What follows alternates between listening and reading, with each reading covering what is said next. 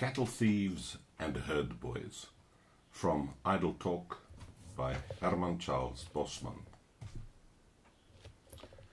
What about the time our Volksraad member's brother-in-law himself went down to the station and spoke to the station master very firmly? Gijsbert van Tonder went on. And he asked the station master if he thought that every farmer in the Groot Mariku was a cattle thief.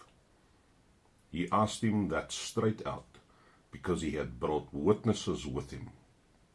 And the station master said, no, but he knew that every Mariku farmer was a cattle farmer, and he knew that any cattle farmer could make a mistake. We all said then that this was quite a different thing. And we said that if you weren't there to see it yourself, and you left it to a Bechuana herdboy to go and have a lot of cattle railed to Johannesburg, why, mistakes were almost sure to happen, we said. Thereupon, Atnodeer started telling us about a mistake that one of his Bechuana herdboys made on a certain occasion, as a result of which 6 of Koos Ninaber's best track oxen got railed to Johannesburg, along with some scrub animals that Atnodeer was sending to the market. That was the time Koos Ninaber went to Johannesburg to have his old Moser mended, Atnodeer explained. And it just happened that, because he didn't know where to get off, Koos Ninaber was shunted onto a siding somewhere past Johannesburg station. And what should take place but that Koos Ninaber alighted from his second-class compartment just at the same time that his 6 track oxen should be walking out of the truck on the other side of the line. That caused quite a lot of trouble, of course. And before he got his 6 track oxen back, Koos Ninaber had to explain to a magistrate what he meant by loading all the 5 chambers of his Moser on a railway platform, even though the bolt action and foresight of the Moser were in need of repair. I believe the magistrate said that there were quite enough brawls and ugly scenes that had to do with gunplay taking place in Johannesburg every day, without a farmer having to come all the way from the Mariku with a rusty Moser to add to all that unpleasantness. Naturally, I gave my Bechuana herdboy a good straight talking to about it afterwards, for being so ignorant. Atnodeer paused, as though inviting one of us to say something, but we had, none of us, any comment to make, for we had long ago heard Koos Ninaber's side of the story. And from what he had told us, it would appear that all the fault did not lie with Atnodeer's herdboy. Atnodeer seemed to fit a little into the story himself. Anyway, Atnodeer added, smiling in a twisted sort of way, what Koos Ninaber was most sore about in court was that Johannesburg magistrate spoke of his Moser as a rusty old fowling piece. Koos Ninaber didn't object to the fowling piece part of it so much, Atnodeer said, because he wasn't quite sure what a fowling piece was. But it took him a long time to get over the idea of the magistrate saying that his Moser was rusty. There was an uncomfortable silence once again. It was broken by young Johnny Koen.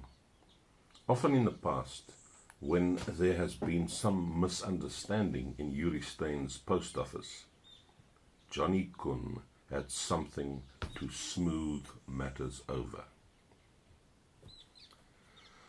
"Maybe it's like what it says in the good book," Johnny Kun remarked.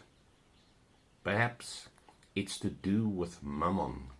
Perhaps if we sought the kingdom of heaven more, then we wouldn't have much thoughtless things happening. Like a farmer sending some of his own neighbor's cattle to the market by mistake. It's a mistake that happens with every truckload, almost. I was working at Otto's whip siding, and I know it used to give the station master there grey hairs.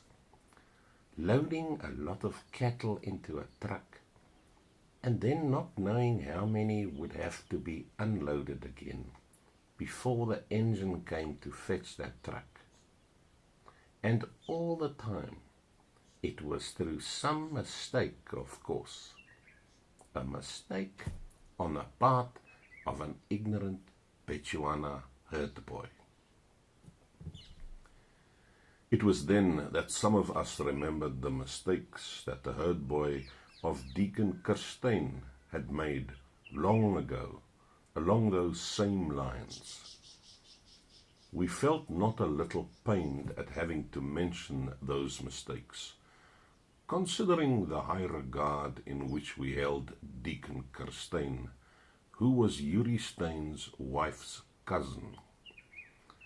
We only made mention of it because of the circumstances that mistake on the part of the deacon's herdboy had gone on over a period of years before it was detected.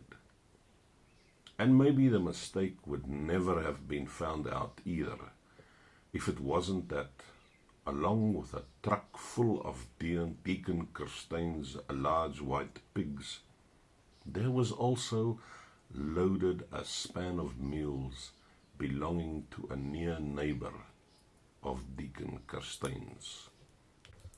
And because he was already a deacon, we all felt very sorry for Deacon Kirstein. To think that his herdboy should be so ignorant. And we winked at each other a good deal too in those days, one Mariku farmer winking at another. And we said that it was just too bad that Deacon Kirstein should have so uneducated a herdboy who couldn't tell the difference between a large white and a mule, and we would wink a lot more. That was the line that the conversation suddenly took in Yuri Stein's voorkamer. We were just recalling the old days, we said to each other. And we were enjoying this talk about the past. And we could see that Yuri Stein was enjoying it also. And then Johnny Kun tried to spoil everything. Johnny Kun, without anybody asking him, began to talk about the Sermon on the Mount, and let any of us that was without sin, Johnny Kun added, cast the first stone. Yuri Stein summed it all up. Maybe a lot of sense gets talked here in my post office, Yuri Stein said, but a lot of crap also. Yuri Stein said that word softly because he didn't want his wife to hear.